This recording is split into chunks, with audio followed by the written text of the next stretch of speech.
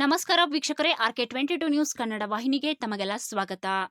ರೋಣಿಹಾಳ ಗ್ರಾಮದಲ್ಲಿ ಗುಂಡಿನ ದಾಳಿ ನಡೆದಿದೆ. ವಿಜಯಪುರ ಜಿಲ್ಲೆಯ ಕೋಲಾರ ತಾಲೂಕಿನ ರೋಣಿಹಾಳ ಗ್ರಾಮದಲ್ಲಿ ಈ ಘಟನೆ ನಡೆದಿದ್ದು, ಹಳೆಯ ವೈಷಮ್ಯ ಹಿನ್ನೆಲೆ ಗುಂಡಿನ ದಾಳಿ ನಡೆದಿದೆ ಎನ್ನಲಾಗಿದ್ದು, ರಾಜು ನ್ಯಾಮಗೊಂಡ ಮೇಲೆ ಶಿವು ಜಗದಾಳೆ ಎಂಬಾತ ಗುಂಡು ಹಾರಿಸಿದ್ದಾನೆ. 2 ಸುತ್ತು ಗುಂಡಿನ ದಾಳಿ ನಡೆಸಿರೋ ಶಂಕೆ ವ್ಯಕ್ತವಾಗಿದೆ. ಇಬ್ಬರು ಸಂಬಂಧಿಕರಾಗಿದ್ದು, ಮೊದಲಿನಿಂದಲೇ ವೈಷಮ್ಯ ಹೊಂದಿದ್ದರು ಎನ್ನಲಾಗಿದೆ. ಸದ್ಯ ಗುಂಡಿನ ದಾಳಿಗೊಳಗಾದ ರಾಜು ನ್ಯಾಮಗೊಂಡ ವಿಜಯಪುರ ನಗರದ ಖಾಸಗಿ ಆಸ್ಪತ್ರೆಗೆ ದಾಖಲಾಗಿದ್ದಾನೆ. ಗುಂಡಿನ ದಾಳಿ ನಡೆಸಿದ ಶಿವು ಜಗದಾಳೆ ಪರಾರಿಯಾಗಿದ್ದಾನೆ.